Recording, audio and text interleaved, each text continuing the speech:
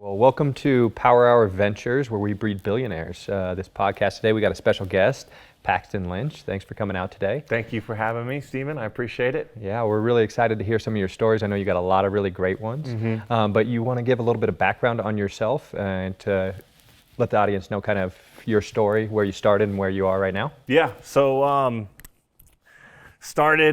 grew up in Central Florida, in Deltona. I was born in San Antonio, but we moved from there before I was even 1 year old probably, so I don't remember any of it.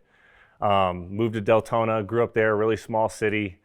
Was homeschooled till I was in 8th grade. My mom homeschooled me and my brother, and we were crazy and a lot to handle. I'm not sure how she did it, but she did a great job, and ended up, playing sports growing up. I played baseball, I played football, I played basketball a little bit, YMCA league, like in the very beginning when I was young, but just never really got attracted to it, never enjoyed it. So played football and baseball, and then ended up giving up baseball my freshman year of high school, and then stuck to football, and then had an opportunity to play quarterback in high school.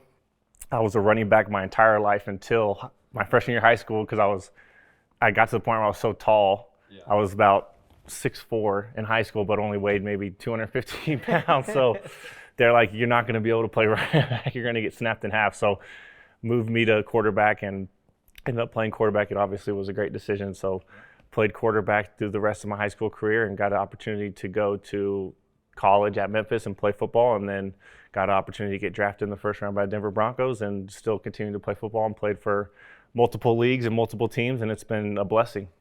Yeah, that's an amazing journey, and that's awesome. With running back, quarterback, which position did you like better? Running back. Back? Yeah, because I felt like it's just more electric in a way. I didn't understand the game. I just knew when I got the ball, I always made big plays running the ball, and I liked to run it. And I didn't really, back then, I'm not going to say back then because I'm only 28, but we weren't throwing the ball like that in Pop Warner when I was playing. So it was like the running back got all the carries and got to impact the game the most. So that's why I liked it the most. Makes sense, yeah. I know most people liked running back in the day. Now it's changed a lot, though. Exactly. Now you see the Pop Warner where they're throwing most of the time, it's interesting to see the shift in the dynamic in the sport, which is really cool. Yeah, even with my son, he's playing flag football, and they're just throwing the ball all the time too. So the game has definitely shifted. That's awesome. And I know you were drafted in the first round, which is an amazing accomplishment. I know that's a dream of kids as you're growing up. When you're playing football growing up, you want to be a first-round draft pick, all of that kind of stuff. Can you kind of walk us through that and what that felt like? Because not many people have been able to experience Yeah, absolutely. So when I was growing up, it was just to get to the NFL, right? Like I would go out in the front yard and play football by myself for hours and just dream of that. Imagine that I was in the Super Bowl and making that big play in the fourth quarter with, no time left on the clock. So for me, it was just to get to the NFL. That was my goal.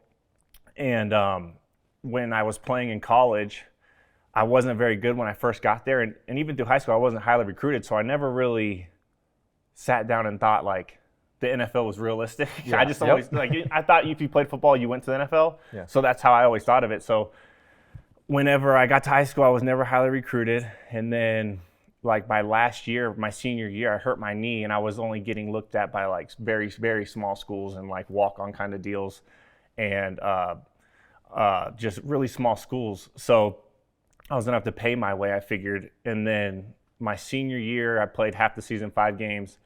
And at the end of my senior year, I got a call from somebody who was involved in like the All-Star game around there. Yep. So I got a call from him, and they're like, hey, one of our quarterbacks is not going to play. He got hurt. So we need somebody to come fill this spot. So they called me, and he's like, don't screw this up for me. He's like, don't screw this up for me. I'm putting my neck on the line for you. So I was like, well, I didn't ask for that, but I didn't know. So I ended up playing in that Central Florida All-Star game, and the head coach was actually the head coach of our rival team, our rival high school team. And he told my high school coach, he's like, I'm going to show you what you should have been doing with Paxton. My high school coach took it very personal, but I ended up playing in that and winning MVP. And that's how I got my only offer to Memphis. So I got my offer to Memphis off of that game. And then that was the only offer I had, committed to Memphis, and then played at Memphis. And then my first year, I was not good. I threw like 9 touchdowns, 11 interceptions. It was really hard. Yeah, because I'd never been away from home. Yeah. You know, I was playing football. I didn't know anybody. I wasn't good. So it was like, why am I out here in a way? Yep. And so there was a lot of adversity I faced in that season. Actually, a lot of stuff that really kind of helped mold me. And so after that, played again. Head coach stuck with me. I played a lot better my second year. And then the last game of that year, I scored 7 touchdowns in our bowl game. So I was like, okay, maybe like I can actually like do this. Like maybe I can be a good player. So next year, come back and I went off. And that was my last year. That was my redshirt junior year. So like as I'm playing, you know, I'm kind of getting that attention. Like this guy is legit. This guy can play. And then I start believing that I can be that guy. And agents kind of start reaching out to you. And it's kind of weird because when I was playing, obviously there was no NIL deal. So it was like tread lightly talking to these people. Like don't go out to dinner with any of them. Don't let them pay for anything. So we ended up doing that. And we went through the process of talking to agents while we were playing. And they were just kind of telling us like, you know, your son's got a legitimate chance to be a first-round draft pick with his size and his ability. So we played the rest of the season. We had a great season. And then after the season ended, you like submitted, if you want to enter the draft, before that you have opportunity to submit, I don't really know exactly what the term is, but you submit your name into a hat, or not a hat, but like their system. Then they watch your film, they grade you. Then they send you back with a grade like he's a first rounder, he's a first to second rounder, whatever, second to fourth rounder, and then so on and so forth. So I was like, my head coach is like, submit that stuff and see what happens, see what, you know, see what they say. So I was already getting the buzz that I was a first rounder at that point, but I just needed to really get confirmation on it. And I was like, well, if I get the opportunity to be a first round draft pick, I don't see why I would come back, because I still had another year left of college. My head coach was leaving too. So I sent that stuff in. I was graded as a first round draft pick. So I was like, okay, so then you commit, you declare, you have like your, you know, we had like a interview, not an interview, but like a announcement. My head coach was there, announced that I was going to the draft, and then you start that process where you're training for the draft like all day, every day. You're just training for the draft physically. You're doing, you know how it is. You have to, you're in the weight room, you're doing your conditioning, you're doing your agility stuff, and you're doing your mentally stuff, preparing for the draft when you get to the draft, and doing all the stuff like the combine, stuff like that. We're doing all the interviews. So you just have to prepare for all that, and then you go through that process, and then the draft comes around. That's really exciting. With the new NIL rules that are out right now, I know it's changing the decision making on a lot of athletes, because now they can make money while they're in college versus going. If you had the NIL rules when you were going out, would you have stayed another year? Because potentially you could have made a lot of money while staying in college, finishing that up, and then gone. I know it's hard. Obviously, if you're in the first round, round, you're like, let's take it. But so what would your thoughts be if the NIL were in existence when you were playing? I don't know. In a way, I'm glad I wasn't part of that, because if you would have given me $1 million when I was 18 years old, I would have, God knows what I would have done with it. You know what I'm saying? Going out with all my friends and going and doing that. So, I mean, I think some of these guys are making like $5 million in college still before they even sign a contract to the NFL. And like, you know what I'm saying? So it's a lot of money. So I think I would have definitely had to consider that, especially at the time and place that I was in, like with me and my family. How do you not like maximize the opportunity? If you know you're going to have the opportunity to be a first rounder, you might as well maximize that moment to make the most money you can, then also double up in the back end in a way. No, I completely understand. And that's one of the things when I talk to a lot of athletes and try to educate them on when new athletes are up and coming, is take advantage of the opportunities that you have when you're in the moment, because once you're done, it's over. They don't care about you. Nobody cares anything. So it's like, if you can make sure that you're networking with the right people, doing the right things, taking advantage of all the sponsorship opportunities that you can, it's very important to do that while you're in sport. And there's a lot of athletes that if you're not taught it, you're not educated on it. You just don't know. And I didn't know, and a lot of athletes coming up don't know. So that's one of the messages I try to relay to athletes coming up. I think that's hard too, because you're obviously, you hear all that, but you're like, I'm here to play blah, blah, blah. You know what I'm saying? So you have to put so much time and effort into that, and you don't want to feel like I'm wasting any time putting it somewhere else into something that may not even matter. Because I know for me, it was like, well, I just got into the NFL as a first rounder. Like, I'm going to be playing football I'm going to be in the NFL for 10, 15 more years. You know what I'm saying? So for me, it wasn't like, I made some connections, but you literally have the opportunity to meet so many people when you're in it. When you're in the NFL and you're around all those people all the time, it's just so much easier to meet people and maximize those opportunities. Yeah. So what would be advice that, aside from that you would give up and coming athletes that are trying to make it into the NFL? Mm-hmm. Yeah, I think number one is obviously you have to work hard. Mm-hmm. You have to be in that top 1% of college football, right? Yep. Of work ethic, of your ability, and you have to do all that to even give yourself an opportunity to get to the next level. Like, just because you work hard doesn't guarantee you're going to get there, right? But if you don't work hard, you're not even giving yourself a chance to get there. Yeah. I think that's obviously number one, is working hard, just believing in yourself and not giving up. Because you're always going to come across, everybody goes through adversity, no matter what it is, whether it's sports or it's business.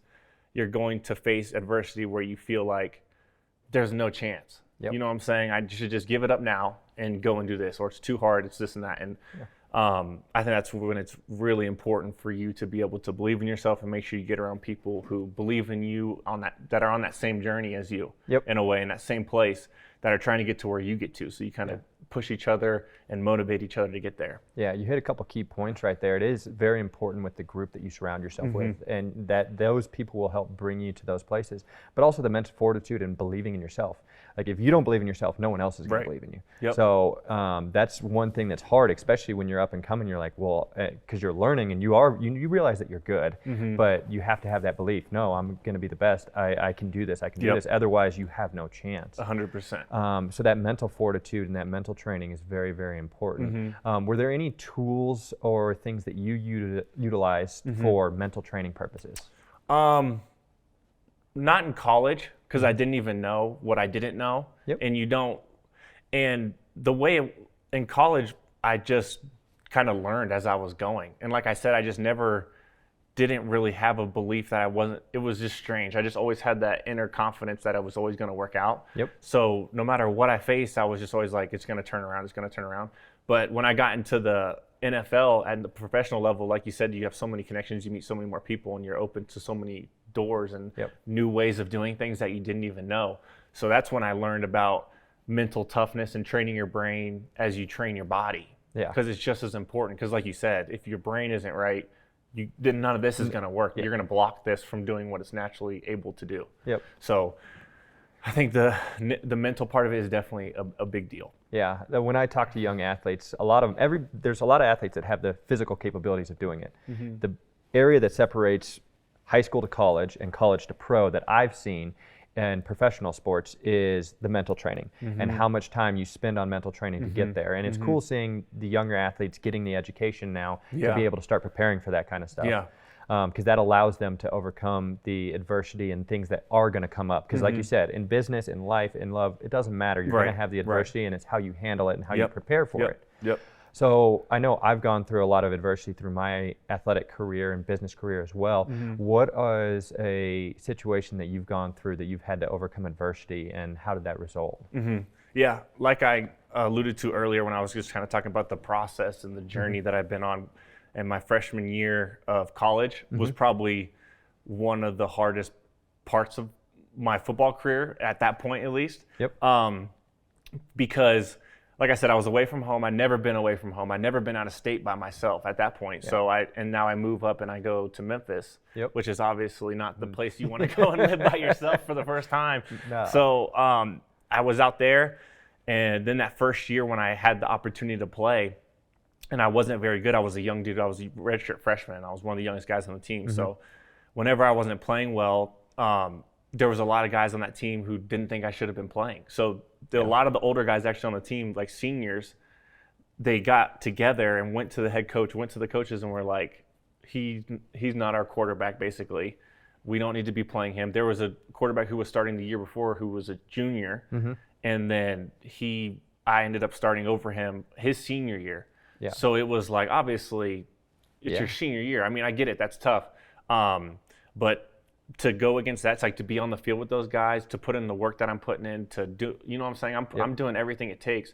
I'm sacrificing too, blood, sweat, and tears to be out here, to give myself opportunity to do something I love, just like y'all are. So the fact that I just wasn't playing good, and that's what like Yeah. turned these people against me that I was like shoulder to shoulder with on the field with. So that was hard for me to go through.